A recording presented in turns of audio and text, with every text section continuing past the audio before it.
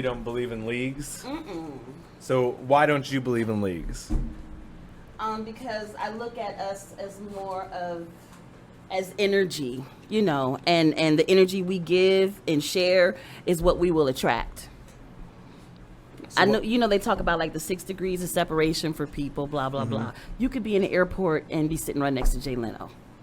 Just being you, doing whatever the fuck you do. And he like, yo, I know somebody that, you know, got a thing. Would you be interested? I'll give him your email. Just like that. You know what I mean? But then also, like, I've been in enough circles to see all these people that we're like, ooh, and they're just regular fucking people. Just like us. They're grinding. Yeah. They have insecurities. I will say, working at the Funny Bone, I've noticed that. Because I'm a server there, and I see lots of comedians. And there's a lot of different comedians that will come through that you're like, you have like a super high, like, you know, view of or whatever, perspective of. And then they get there and they act away, and you're just like, oh, fuck. Right. You a piece of shit. Like, right. Like, dude, like, no offense. Like, Louis C.K., fucking hilarious guy. But when you go from doing stadiums to, you know, going back down to the Funny Bone, you know, you're going to feel some type of way about it. And so, like, everything was like, oh, the sound, the lights, the, okay. Like, don't talk to me. Like, it was like, dang. This is not what I'm used to. Yeah, exactly. It's like, you know, we had Brad Williams come by, and it's like, he's so friendly. Like, the first time I worked with him, he, like, went out with us for drinks. See? Like, and it's just like you... And I do understand what you're saying a little bit, because I feel like I have spent a lot of time in different circles, like acting circles, you know, comedy circles, and music circles and stuff like that. And it's just like, all these people, you know, are just people. But the thing is that if you know all of these just people, one of them might, you know, make it.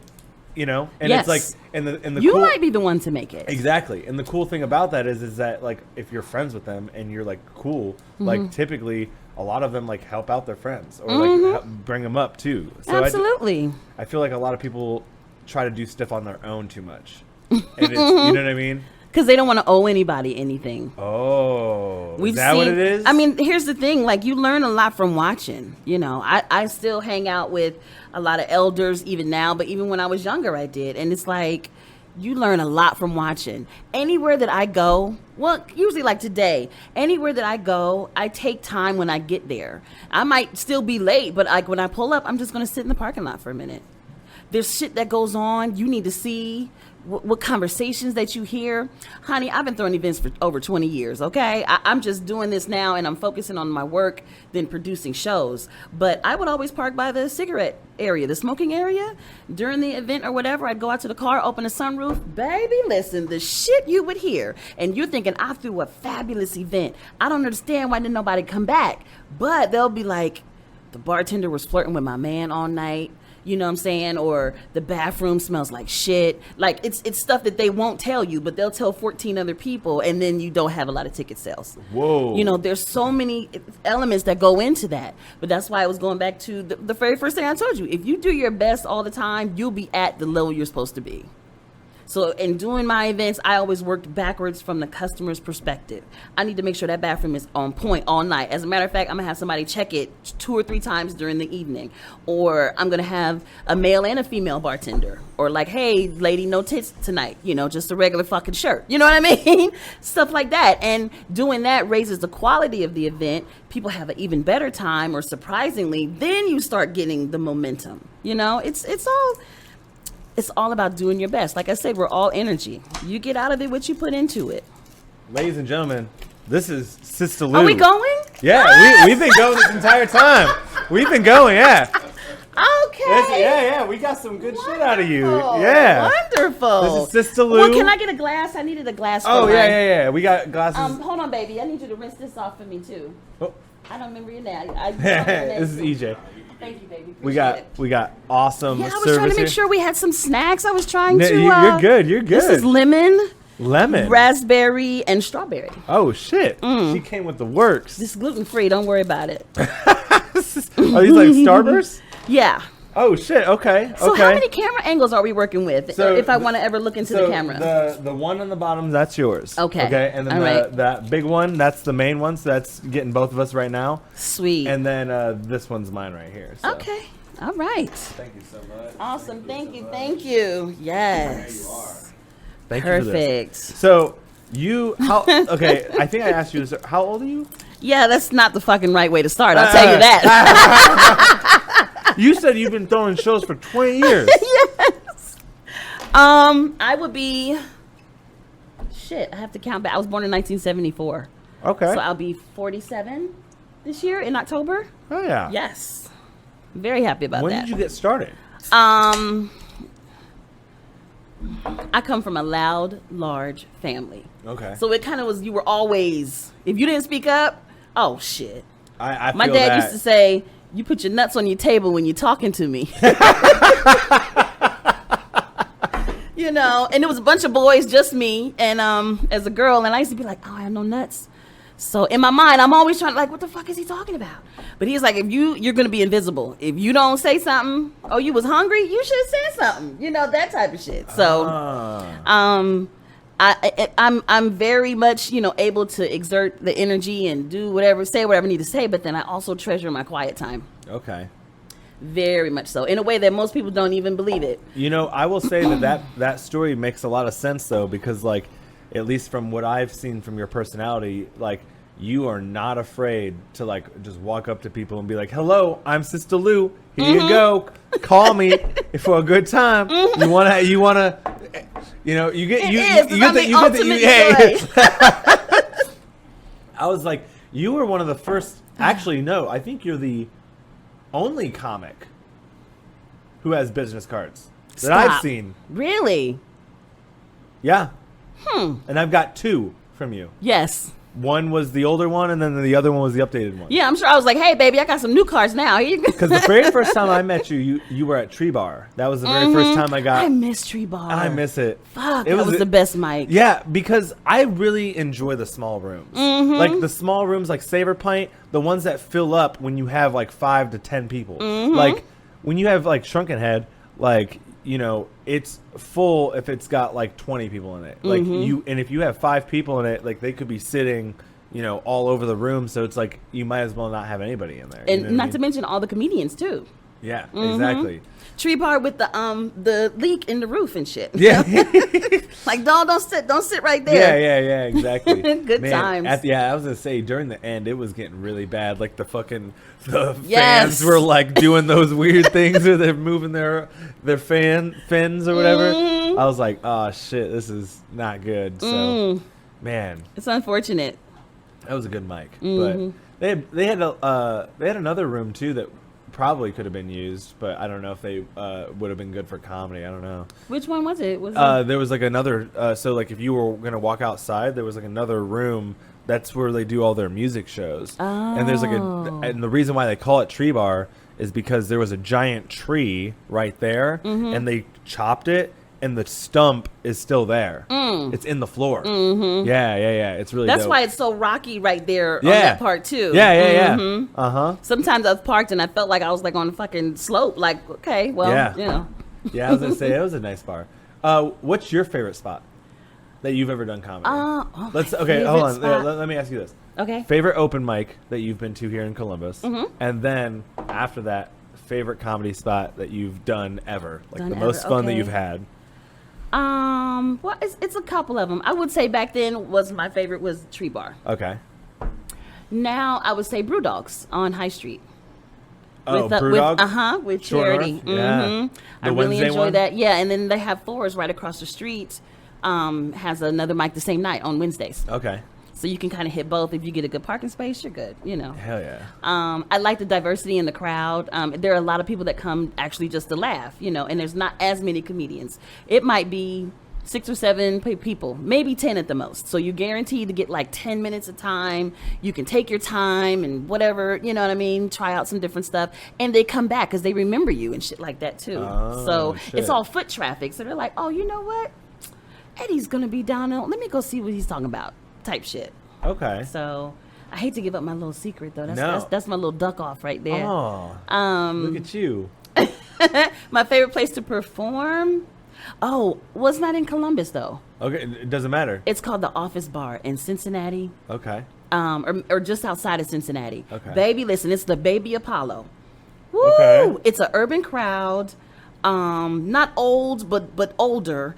And they have, just like you said, they have come to laugh. And it is like real and raw. It's like Def Jam. Like they will say, shit. no, you didn't, or I love it. Oh, dude, when you done Beyond the Bricks? Mm-hmm. Dude, that one's nuts. Because like Red Rock, I would say is like predominantly like black, but like they, at least from my experience, they don't get as rowdy as like Bricks. Yeah. Like Bricks can get rowdy. Yeah, this guy tried to talk about my shirt at Bricks. I said, hold up. I was gonna say some of the black comedians have said some lines that I can't repeat. They say those aren't black people. Those are.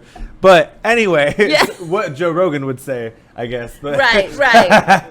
But anyway, but it's just like they are not afraid to like say some shit. Like I've had like oh no you didn't, like you were just saying, and then I had one girl yell at me like, oh you black, and I was like, what does that mean? That's a badge of honor. That means you can come to the cookout. Has anybody invited you to the cookout yet? Oh, baby. Is there a card for that? Yeah, like yeah. You gotta QR wait. Code? It has to be given to you. You have to wait for it. There's a QR code. I just have to scan that. Holy shit.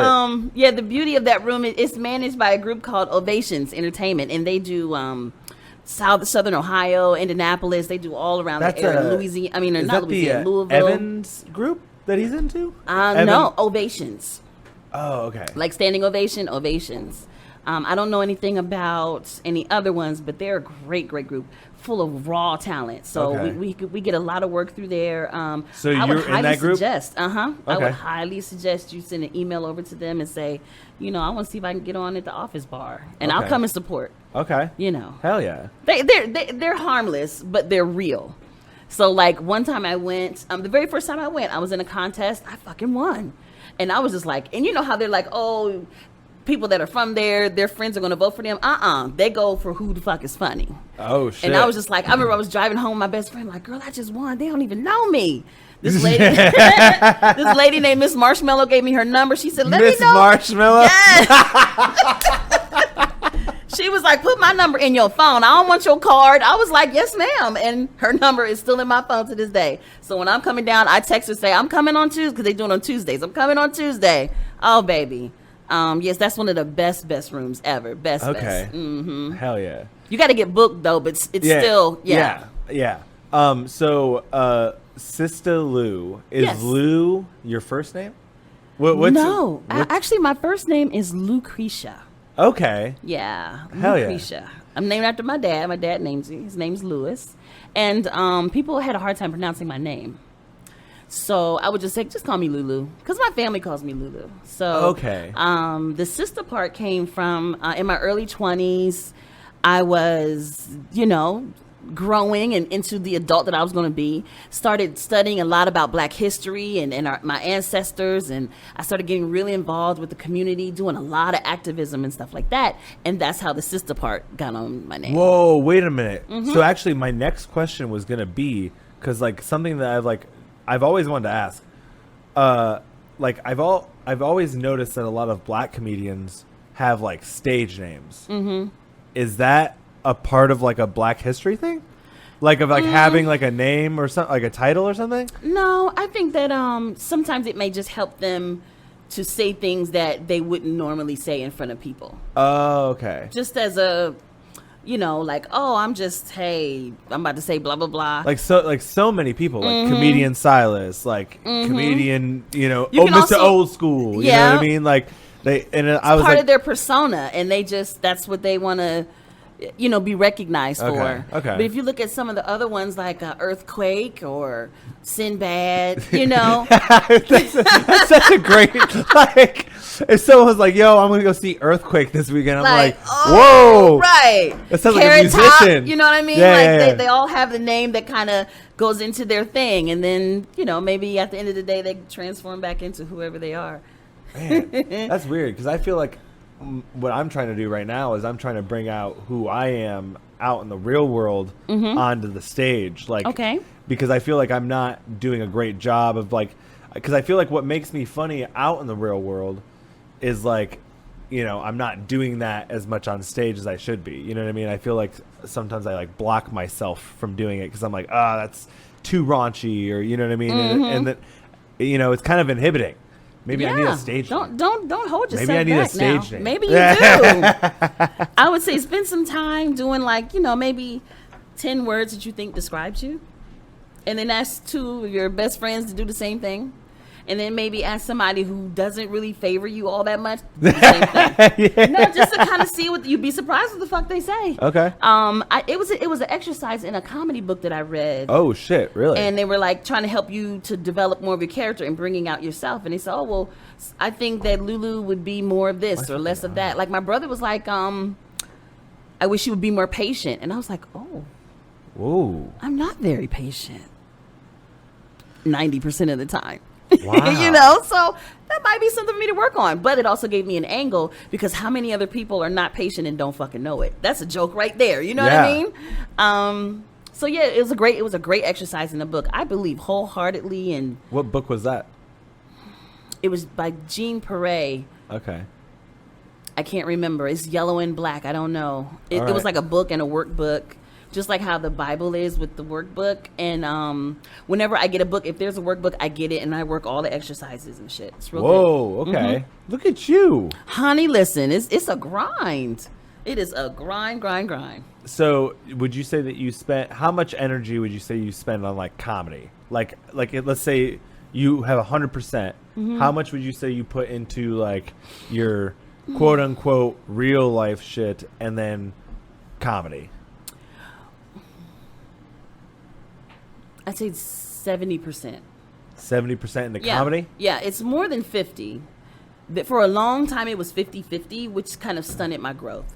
And I'm getting more now, putting more initiative and more time, being more structured with my schedule to really make sure that I make that happen. I saw your list. I saw your list. April's full as fuck. Damn. And added a couple guest spots, too. Oh, I'm going to make it happen, though. I saw a Funny Bone on there. I saw, damn, look at you. Like I said, I've been taking workshops with Mark Gregory. Shit. And okay. in doing the workshops, he does the workshops and then we do pop-up shows. And he's like, come do the show. Do whatever you worked on. And so the Funny Bone will be the graduation kind of from the workshop. And it's amazing to have that platform and to have his level of expertise. I mean, Mark Gregory is a beast, honey. Oh! And you know, sometimes I can text him about ideas or something like that, you know, so that's also, but you have to do the work to get that. You can't just run up and be like, yo, Mark, hey, what's up? give me a number. Yeah, he gonna be like, fuck out of here. You hear that, Brian Harris? You hear that? You can't just run up to people and be like, give me a guest spot. It doesn't work. Yeah, I was gonna say, it's a huge, it's a big marketing thing. You really, like, because you have to, like, one of the things that I've noticed recently with like the people that have been giving me opportunities is that they find joy in people building their sets. So so the one thing that, like, when they asked me to like start doing stuff, I found out was because like every time I showed up, I wasn't doing new material all the time. Like I was doing like mostly stuff that I've been like working on, and I'm trying to like figure it out because it's like that's like working on like material that's going to be strong, and then like you can take that to like a club, you know, later on. It's like if you're just working on new material, you know, you might get laughs here and there, but if you're not like doing it constantly, you're not going to know, you know, what's working, you know, and what's not, you know what I mean? Because like sometimes you might just get laughs because everyone's drunk and everyone's just like having a good time. Who knows? Well, you still got to stay in the process. I think if you, because you still have to, like you you write said, new stuff, you got to work on the stuff that you have and make it better. But sometimes putting that time in to write new stuff, it starts clicking stuff, and then you happen to look at your old page and you're like, oh shit, blah blah blah blah, you know. Exactly. Yeah. Plus, you don't want to get too comfortable. How long were you doing comedy before you started actually like booking shows and stuff?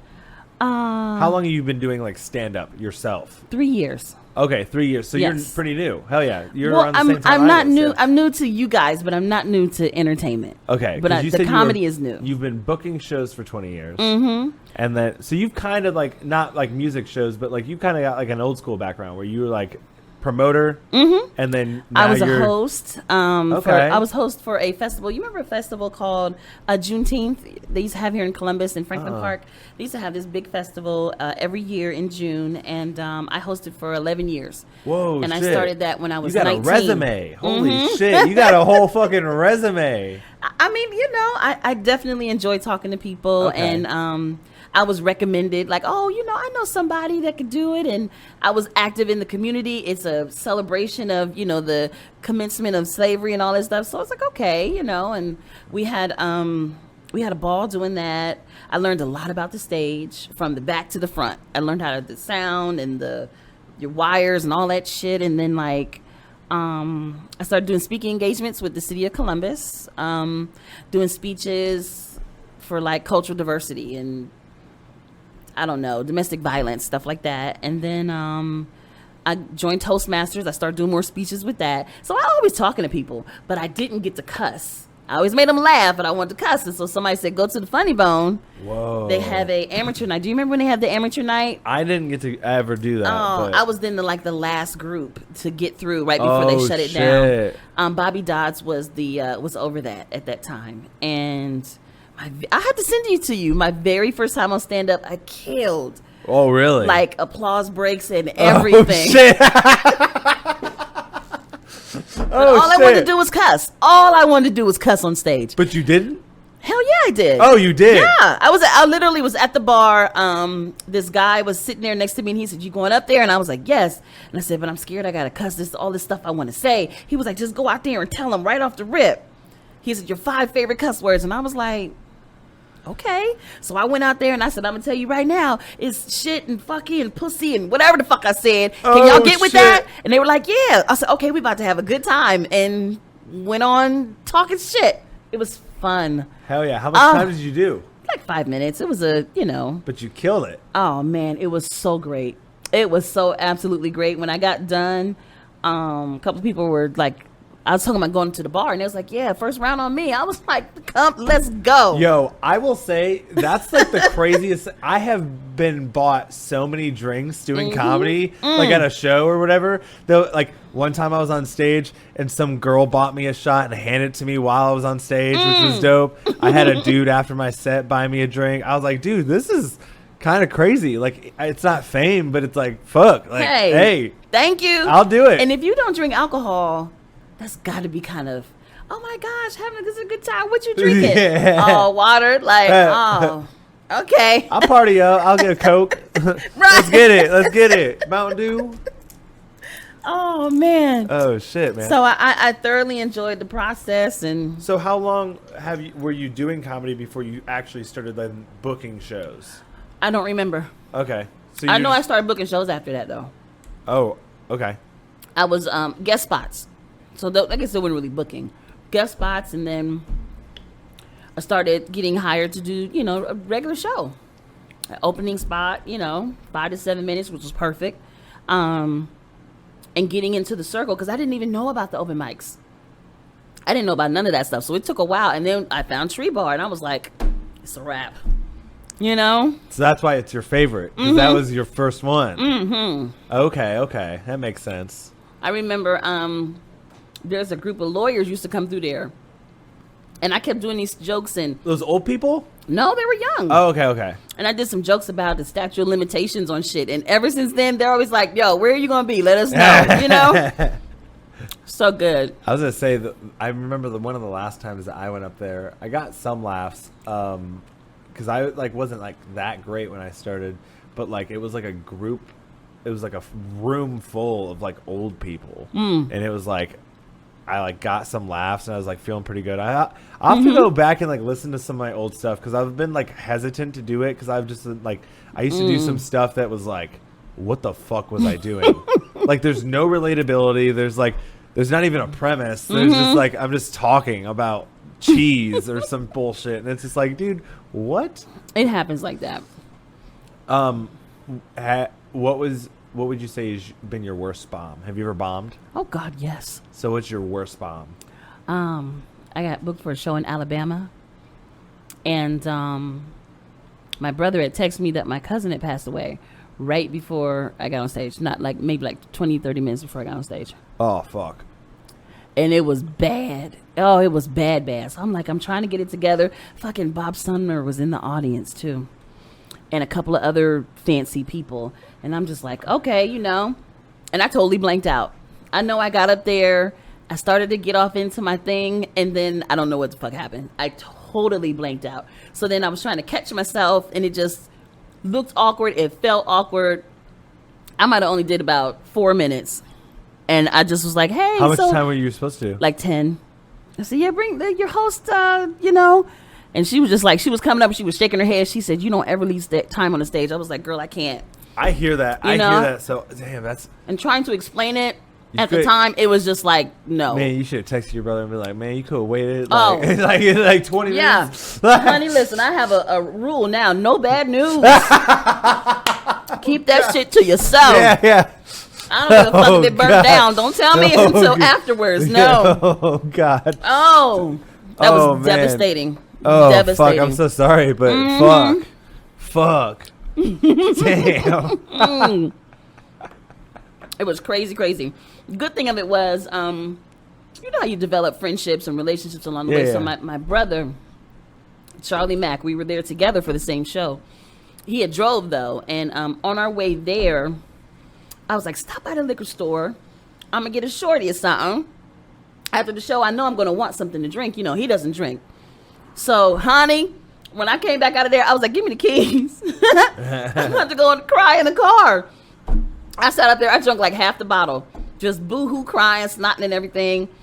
Finally got myself together and came back in and, you know, just enjoyed the rest of the show. But it was fucked up. Damn. You know, it's bad when you get off stage and you go in the room where other comedians are and nobody says nothing to you. Yeah. They were just all like, yeah. So, yeah, I was, you know. I hate that. That was the worst. That's pretty painful. And it was Bob Sumner. Like, I think the thing that's really painful is like when you know you did bad, and then you like have someone that like you clearly would know that you did bad as well, like by watching you, and they come up and go, "Hey man, good set," or something. Oh like, no, I don't get that. They're just like the sarcastic, like, "Hey man, no man, good job, dude. You did a great job." I don't know anybody. None of my comedian kinfolk that would say that. Not that I can think of. Yeah. Because they'll tell you. Where's the farthest show that you've done? Well, Cali, Los Angeles. Whoa, really? Mm-hmm. Damn. I performed in Vegas and Cali, Chicago. Damn, you're everywhere. Not yet. Haven't done Texas. I haven't done Arizona yet. I'd like to do like Seattle area. I heard they got to in like Portland area, you know. So and Canada. You would say, because you said that you were cussing on stage. Do you normally cuss on stage? Now I do, but beforehand, no. I was a corporate, you know, public speaker, you know. But you have clean sets, though. I'm assuming, yes, right? Yes. Yeah. Oh, let me do my plug. I'm doing my first headlining my first clean comedy show. Where's that at? What day? At Anthony's New Wave on Friday, April 29th. The show starts at 7. The tickets are $10. Kids can get in free, so you know I'm not going to cuss if the kids is there. I'm going to use biscuit in place of the bad words. Hey. Biscuit, because every morning, the first meal of the day should be hot biscuits in your mouth. That's funny. Everywhere that I've been testing it out, it's been working. And I got a couple guest spots on some clean shows. And... you know, I'm pulling in resources from some of my mentors. Like, you know, what do you think about this? What do you know? Oh my gosh, yes. So I'm looking forward to making it really, really pop. So because to headline a clean show was on my list. That's on my list, you know? And if you can, I was just talking, shout out to Patsy B. I don't know if you know her. I don't, but hello.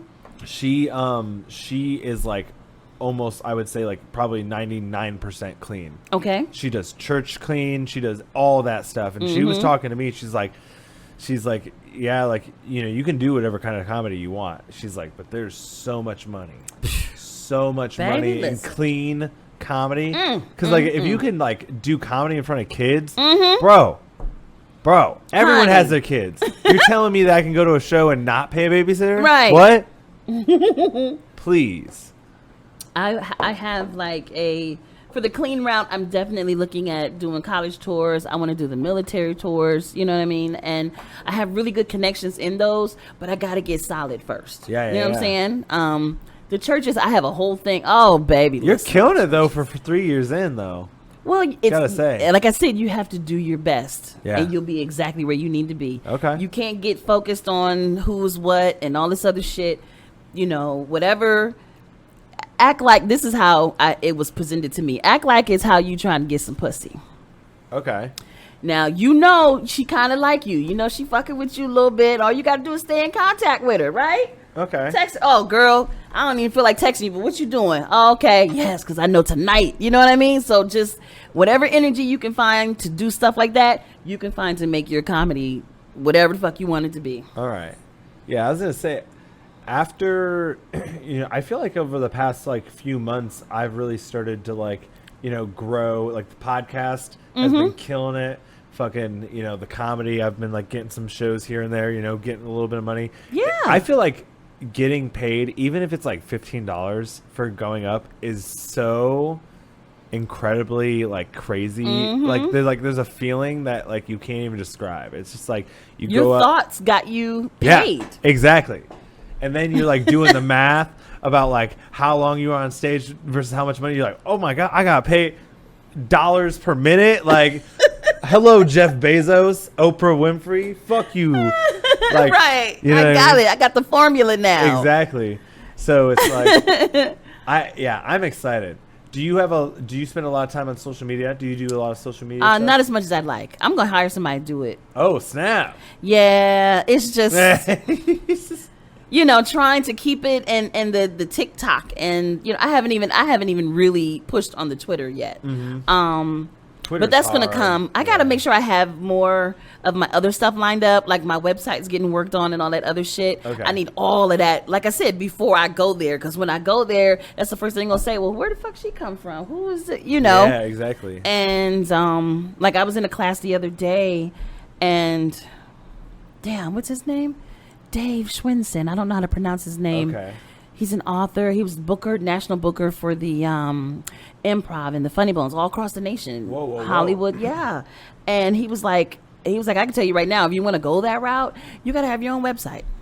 Like, he's like, none of them are going to go to Facebook to look at your video. They're not going to go to YouTube and look at your little... No, they want to know that you're invested. Why should they invest in you and you're not even doing it your damn self? Sista Lu laying down wisdom. But there's steps to it. There's levels. Yeah. You know, but if you're doing your best, that should be one of your goals. Let me get my, you know, whatever you want, es.com, whatever it is. But it's your name fucking.com. Yeah. You might have 10 seconds to talk to The Rock. Where are you at? Where are you going to be at? Oh, I'm on Sherman.com. Or Sherwin, I don't know how to pronounce your last name. Sherman. But whatever it is, you know, your elevator pitch, you got to have it. But you got to have the shit to back it up, too. Yeah. So... We're all a work in progress, but if you ain't doing it, then go sit the fuck down, okay? Yeah. I was gonna say, Did you want some of this? It's really good. Let me try this. Black cherry, Delta 8. Yeah, it's pretty tasty. Makes me feel like with this ponytail, I'm a genie. You like my ponytail? Thank you. You have great hair. Thank you. I try. I'm also a licensed cosmetologist, so everyone's a licensed cosmetologist. That was just the thing to do. Like, if you felt like you were creative a little bit, and back in the day, you could go to school basically for free. So, I had already had a corporate job, right?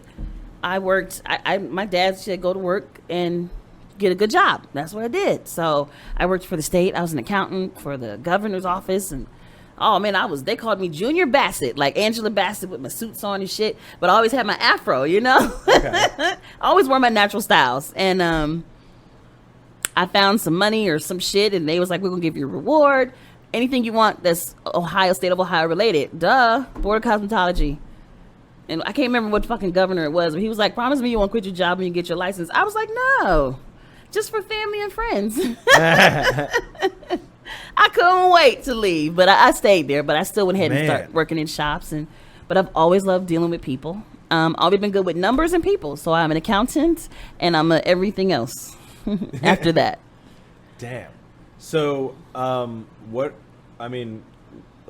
your future plans for comedy right now? What's next for Sista Lu? Well, it's definitely, like I said, in building and everything behind me. Making sure that I have a clean record for people to access my work and see maybe when things are coming up or the different talents that I have. So that's like the website and having clean footage. Like all these shows that I'm doing now, I've been hiring people to record them and edit them because I want real good, clean copy. As good as possible. And then I'm in the middle of a diet. I'm renewing some shit with my diet. So I want to get my body tight and right. Yes. And then professionally, it will be whatever the universe has for me, and I expect to get everything out of it that I'm putting into it. Hell yeah. I don't expect Eddie Murphy to fucking show up, but I do expect at some point I'm going to get an invite to his house or one of his projects or some shit. You know what I mean? Hey. So, you gotta have ambitious goals. The only way to manifest do that. Yeah. And the only way to do that is to keep grinding. You got to fucking do the work. Is that like your OG? Is that your hero? Who? Eddie Murphy? No, Jamie Foxx. Ooh. Oh baby. Ooh. He can sing, good. Oh. He can act and he can write. Oh honey. That's a good one. I can sing too. I can act. I can. I used to be able to dance, but I wouldn't do that. You said earlier that you're a voice actor. Yes. And then that's just for Columbus, right? You said. Well, yeah, it's only been Ohio. Okay. I didn't have a national commercial, but I did have a state commercial for the Ohio State Veterinary Medical Center, doing the voices for animals and stuff like that. Oh shit! That's a whole thing too. That is a whole thing. Can you find that video online? Sure. Oh shit! Okay. I'll send you the link to him. Yeah. We'll make sure that we get. As soon as you hear it, you'll be like, "Oh shit, that's Lu." Dude. Like, when I heard my nipples got hard, I was like, "Oh my god, that's me." I'm that little poodle.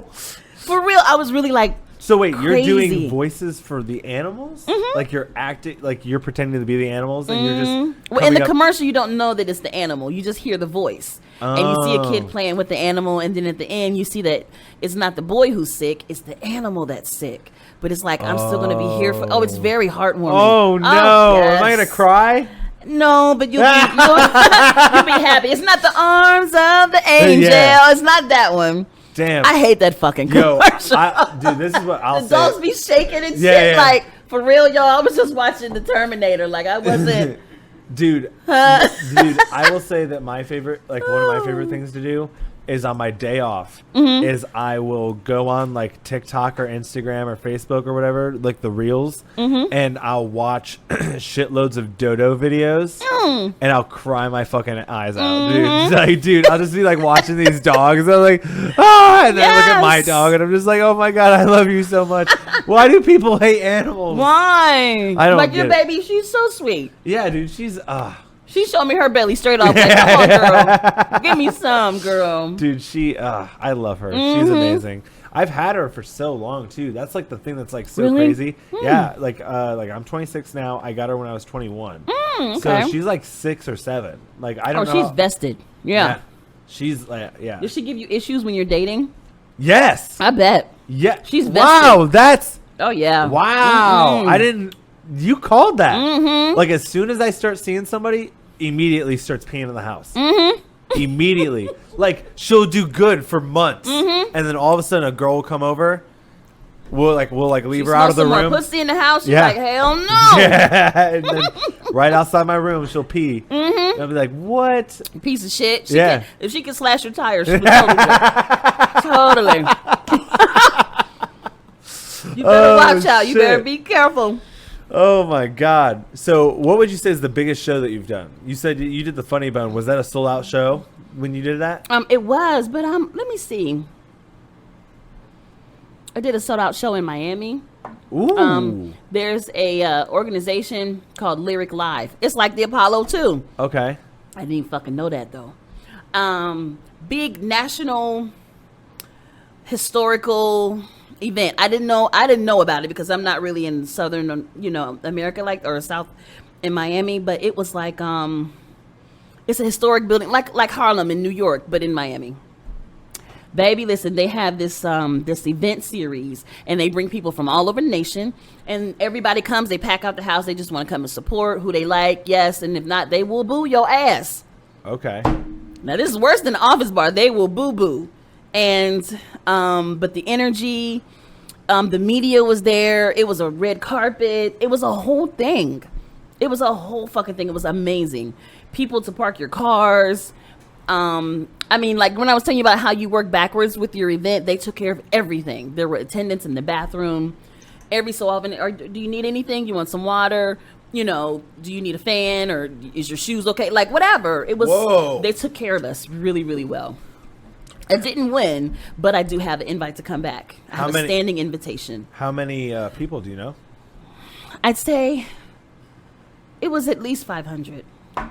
It was one of those theaters with like the double, ooh, and it like wrapped around. It was huge. Ooh. Oh, it's beautiful theater, like red velvet seats and wood molding. It was a beautiful theater. I can't think of the name of it, but it's like how the Apollo is, like, okay, but a little because it wrapped around. Gorgeous. Because bro, I did fucking red carpet, just man. doing the show at the Funny Bone in front of 300 people. I was like nervous. Like I was actually, really? Yeah. Like I've been doing it for a while. I've been doing it for 3 years, and I was like, dang, this is like the most. Like this is gonna be like make or break. It's like has all my work because like I want to try my best stuff, and it's like, and for the first 3 minutes, I fucking killed. I like started juggling at the end because it was like stuff that was like newer, and I was like kind of stepping on it a little bit, and so I wasn't getting laughs like I should. But yeah, like the first 3 minutes, I was like, okay, like I'm working, and like it's working, from my work. So I'm just like, yeah, 300 people, because it's like if you do a joke in front of like 10 people, there's some pressure, and if you bomb, like you might be like, oh, that sucks. But, like, doing a joke in front of 300 people and then no one laughing, like, one of my worst bombs was at Red Rock. Shit. It was a full fucking room. Shit. No one was listening until I started a joke about police brutality, and then everyone turned around and looked at me and listened to my joke, and I got one girl who didn't laugh at the joke but was laughing at the awkwardness. She was like, huh? Oh. And that was it. Oh, honey. Dude. That's traumatic. I haven't been back since. I haven't been back since. Well, Red Rock is a thing of its own. You know, you got to have your nuts ready when you go into Red Rock. You have to have your nuts on the table. Because people are playing pool. There might be some people talking, but they will listen. Yeah. You say some funny shit, they with you, they laugh. Yep. But next thing, they off on some shit. Like, okay. Yo. So you have to bring them back in, Yo, shout out to Yale. Yale fucking kills it there. Yes, he does. Yale. I love Yale, too. Yeah, he's fucking funny. He's the shit, man. He's like my favorite cousin. I aspire to be like a little bit more like how he is, because like he has like a little bit more of like the I don't give a fuck attitude that I wish I had on stage, but I feel like I'm a little bit more abrasive than he is sometimes. Like I just don't know how to say my stuff without you have to just say it. Yeah You just have to say it. Now, maybe you could say, instead of saying "fuck your mother," you could say, maybe "fuck your mama." Like, I don't know. It's good, play around with it. Well, but if you're gonna say, if that's what you're gonna say, you'll find a way to say it. Exactly. I've figured that out with like some of my jokes. Like, there's a joke that like I say like retard, and I found like you can't say that now. Yeah, I know you can't, but I do. And I found out that, like, with that joke, it only works if I only say it once. Okay. So if I add any more in the joke anywhere, it doesn't work. Because then it's like, oh, he's just trying to say the word. But now it's like, okay, he's just saying it for the joke purpose. He's not going to continue saying it. He's not being a douche. Like, you know what I mean? Because sometimes, like, sometimes, like, when you look back at, like, your old stuff, especially with me, I find out, I'm like, oh, wow, I was, a little bit more abrasive, when I shouldn't have had to been, there's a lot of stuff that I would like take now with a different perspective, you know what I mean? And still have the same type of like, premise or whatever being just as offensive or whatever I was going for back then, but like without saying it as offensively, like you were saying, instead of saying fuck your mom, fuck your mama or something. Yeah.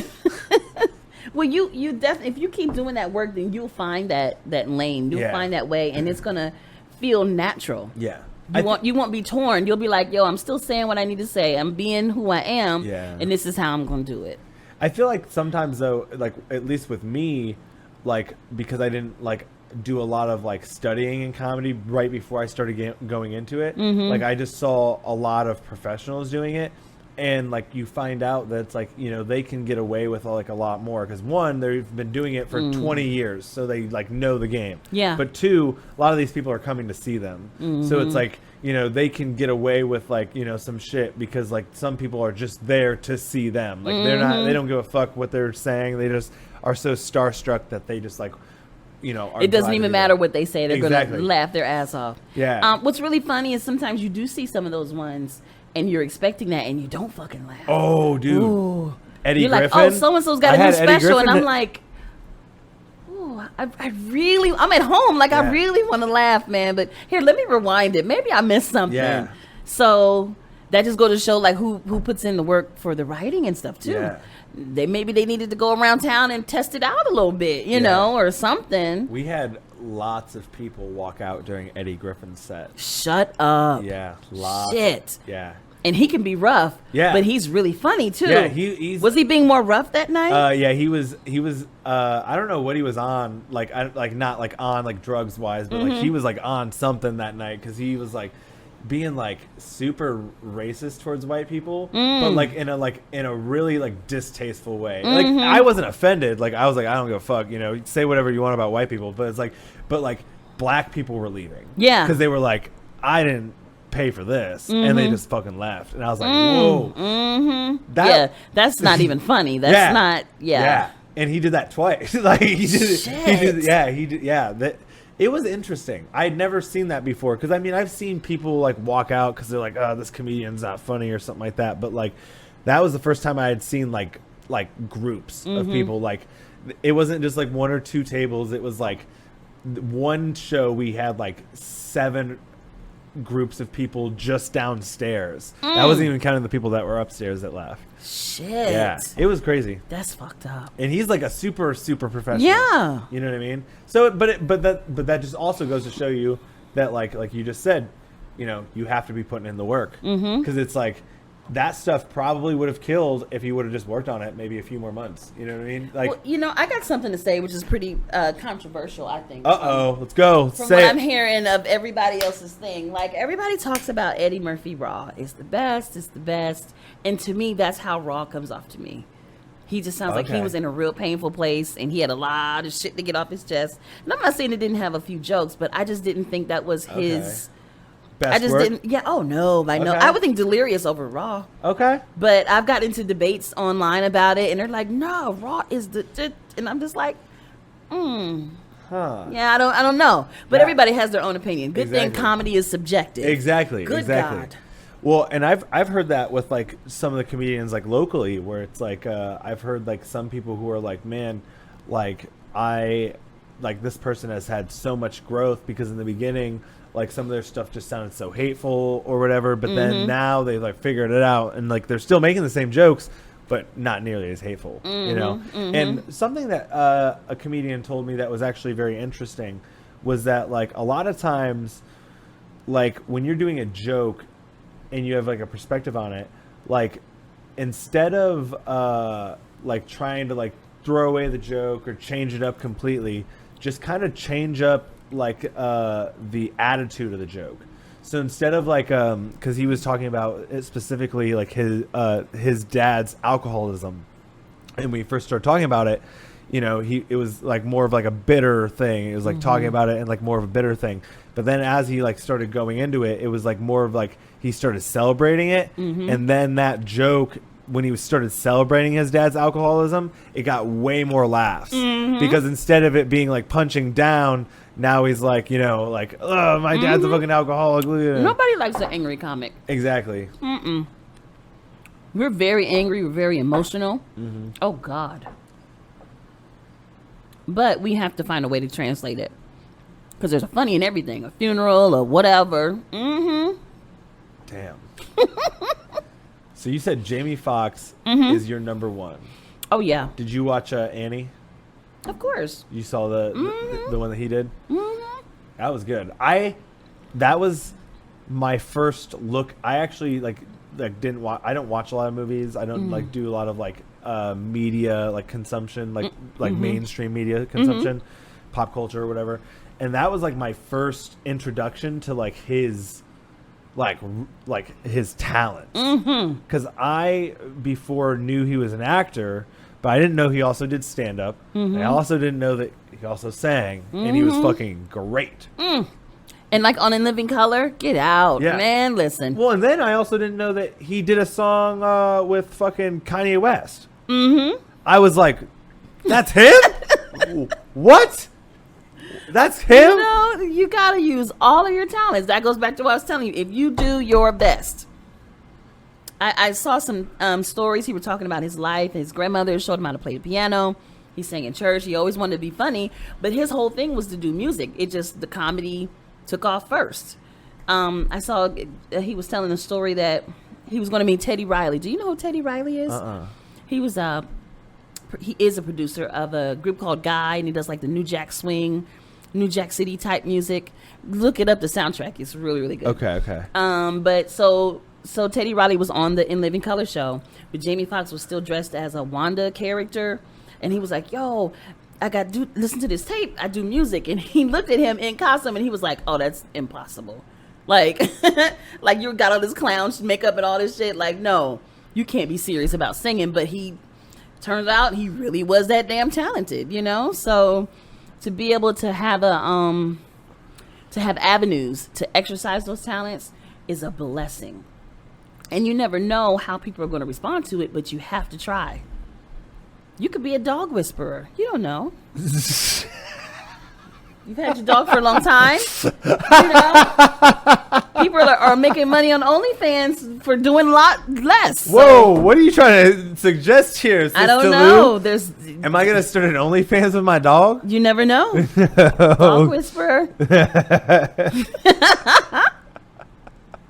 Could be anything. Shit. That's crazy. Do you have an OnlyFans? No, I don't. Is that that's not? If I did, I would not tell you. Oh, okay. Because it would be for a body part or two. Hell yeah. Shit.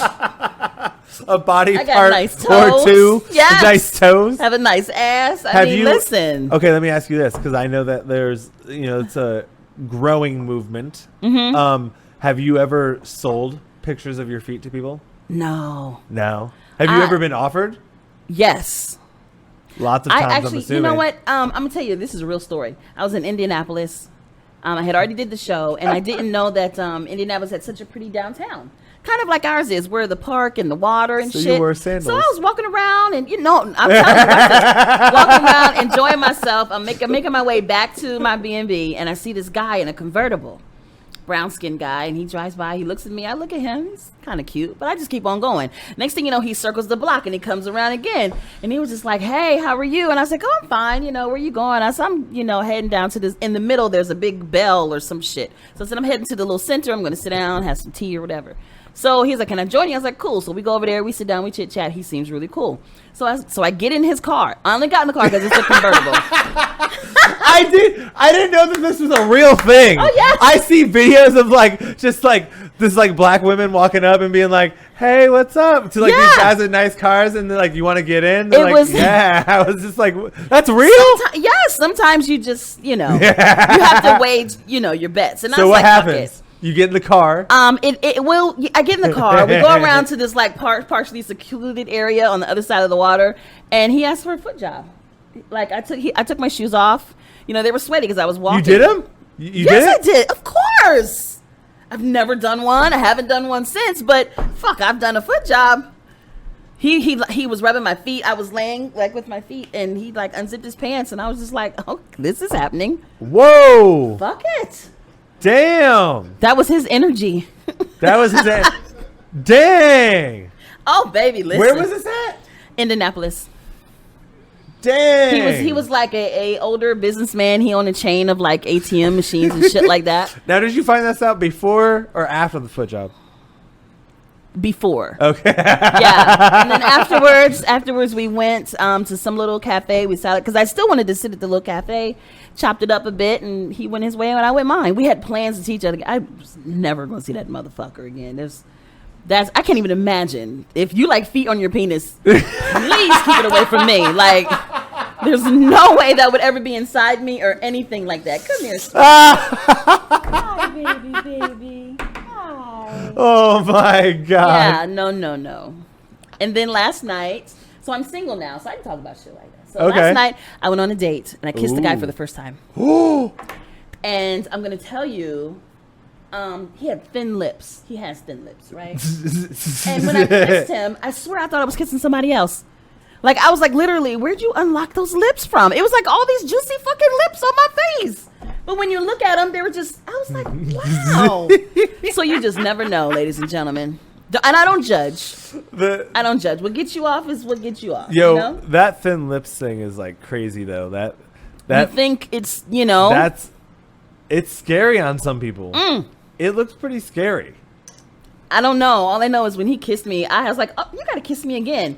And he had his glasses on. He was about to take his glasses off. And I said, no, keep your glasses on. And so when he kissed me again, the waiter came by, our waiter, and he was like, do you feel smarter? Because I was like, keep your glasses on. Shit. I think we were like P.F. Chang's or some shit. Like, you know. And I was like, oh, no, I need another kiss, please. All right, guys. So Sister Lu has Yes. just now told you that Indianapolis and P.F. Chang's are the places to get foot jobs and make out with thin-lipped people. So. Absolutely. And thin-lipped people are they're actually very good kissers. Okay. So do you spend a lot of time on Tinder then? Is that No, like, I don't what- do any dating Ooh, online. so you just meet these people out? Yeah. You met this guy at P.F. Chang's? Oh, no. I had known was him. like, No, I had known him for a while. I tend to, I don't feel safe with the online thing. okay. I've been burnt before a long time ago, and I was just like, yeah, I don't. Okay. And that was before I was a performer. So now that I'm a performer, get the fuck out, man. Yeah. Lulu, I don't even have the notifications on from my messengers on any fucking. Oh no, the shit that be in there. And my husband might be in there too, which is really fucked up. But you know, he better find another way, because that's automatic. That's like a telemarketer haven. Like I feel like shit. everything is like, oh, yeah. Savage. Damn. Damn. Unfortunately. So, and how do you meet these people? You just go out, you just find people? Yeah, and just- I meet people everywhere. But then you know how I am. So do you get grocery any- store, after your comedy shows? no. No. Nah. No. Let me see. No. No? Mm-mm. The grocery Thankfully, store, it's though. usually a lot of couples that come to the shows that I do. Okay. So it would never be anything like, you know. Any swingers? No, I have been approached by a couple. I mean, like a few couples. But Did you ever accept? one time I did, just to kind of see what it was about. But it was, Weird? whoa, he wanted to get pegged. And I was just like, nah. Like, Whoa! Damn! and I don't eat pussy, so it was just kind of it was a whole like standoff type deal. The wife was attracted to me, and that was the whole thing. So she was like, "Hey," and I was like, "Well, okay, you know, just what it was. It was an experience. It helped me to know that I didn't necessarily want to do that full time. Okay. but it was nice. You know, it Dang. wasn't the end of the world. So it was nice. So you're somebody who would say that you approach life from like I've never tried that before. I'll try it. No, it's still calculated. Okay. but I'm not afraid to try new things. Okay. But definitely, you weigh as much of the consequences as you can. And like, even when I got in the car with the dude, I had my gun with me, so it was like, you know, he had a fucking convertible. Like, I'm going to get out of the car. You know, I know a lot of That defense is tactics. so hilarious. I'm a straight tomboy, You're just honey. straight up having a dude. That's so fucking funny. You're just like I'm giving always this- armed. You're armed while giving this dude a foot job. That's so crazy to me. Oh fucking shit. That's crazy. Yeah. Wow. I can't believe I told you that part. That's crazy. Sister Lu, you nuts. Crazy. Wow. But I am doing clean comedy, you guys. Yeah. I give foot jobs and clean fucking comedy, okay? Oh shit. Damn. Like that, DJ. Yeah. He was cracking the fuck up.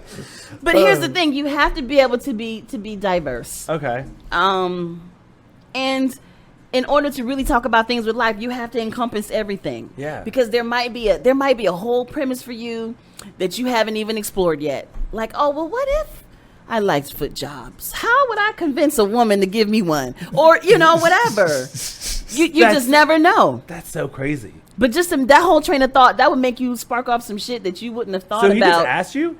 No, he was already rubbing my feet, and then like he unbuttoned his pants, and I thought he was gonna like try to make a move. Yeah, because I was like, sitting with my legs, and he was in the driver's seat, and I was in the passenger seat, and I was just kind of like, oh. And then I was like, oh, so I tried to like scoot up, and he was like, no, just keep rubbing it, and I was just like, okay, who knew? Who knew?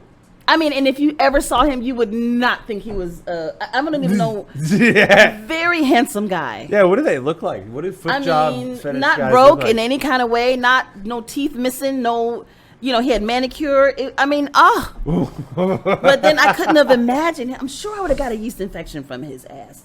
Nope. So. How many funny. girls do you think he got that day? Oh, I don't know. He was out. He just told me he was out doing runs to make sure his ATMs were like right or whatever. And he saw me and he doubled back. So, Dude, that is just so crazy to me because that means he was driving his car. He was like, "Damn, that girl looks like she would give me a really great foot job," and then he just turned around. hey, What? honey, other things have happened. There's been times where I have been walking with my shorts. I never forget this. I was in front of the barbecue joint on the east side. And this white guy was driving. And I was coming out. I was on my phone. And I looked over at him. He looked at me. And he drove right into the back of the Coda bus. Just looking. I mean, he was, how you just look and he was just looking. And I was like, oh. And then when he hit it, everybody came outside like, what? Like, look at that. Oh. And I had on like some shorts too. Oh, life happens. That's good. Oh my god. That's like a movie thing, dude. That's like That shit really happened. Oh my god. And that was here on the east side, you said? Damn. I think it was like Maine and Oak or something like that. Little barbecue joint. Oh fun. shit. Look at you knocking the crowds dead with comedy and your ass. Dude, that's funny. Oh, look at the puppy. She's coming back for more. That's good. So, Sista Lu, you have a bunch of shows coming up. When's your soonest shows? So I think we'd be posting this somewhere around like Tuesday. So like, I have a pop up on Sunday tomorrow. Okay, tomorrow with Mark Gregory, and then I have a show on Saturday in Dayton with Hey Jay and Damon Cherry. It's at a church. Okay. They kept telling me that. I used to say, Lewis, clean comedy. I said, okay. They said, no, we're at a church. I was like, I got it. I have a private event on the 7th. I think that's Thursday. Okay. So this week is going to be pretty busy. Is there a place to buy tickets for your stuff? There is. You just have to inbox me to get all the info because each one is different. Yeah. But I'll make sure that we get links in the podcast to make sure that you like. See, baby, this is what I'm talking about. This, if I had my website, I could say, hey, I got a box office for all my fucking shows. Exactly. Just go to lulu.com. Yo. And get on my box office. Really? You know what I mean? It's coming, BJ. I'm telling you. Yo, really quick though. I mean, EJ was telling me there's like this thing. I'm sorry. I was calling you BJ. No, you good. He was telling me that there's this thing that you can add to your Instagram. I don't remember what it's called. What Linktree? Okay. Yeah, and you can put like a bunch of like different social media links in it and everything. I don't know if you can add like other links like that, but like I'm, maybe who knows. On TikTok, use it so that way if you're like the person, you just click it. You got all the different socials. Yeah. So that's like a step. Hi, baby. But yeah, man, guys, check out fucking Sista Lu. Fucking everywhere. We'll make sure that you guys have a list of everywhere she can be. And thanks for listening. Thank you guys so very much. Thanks for watching. It'll never be a dull moment anytime you come to one of my shows, whether it's clean or not. All right. And then and thank you for the time, yeah, too. no, sister, what would you say is like biggest advice that you could give to aspiring anybody? I know it's gonna sound corny. Do it. Believe in yourself. Even when you bomb, you did that. You owned it, and you did it like nobody else could. You find a way to do it better, but it'll always be your way to do it. And if you believe in yourself, you can do anything. Like I said, and do your best all the time. Your absolute fucking best. That's what Chris Rock did when he got slapped. You know, he's the best host ever. That's why his tickets went to $400 fucking a ticket. You know, because of that level of professionalism. Now, everybody can't do that. But, dude. Yeah, do your best and believe in yourself. Absolutely. Sista Lu, thank you so much. Thank you for coming on. It's been a pleasure. Ooh, nice grip. Give me another one. Hey, I want you to do this job for me. She's like, can you get my car real quick? Yeah.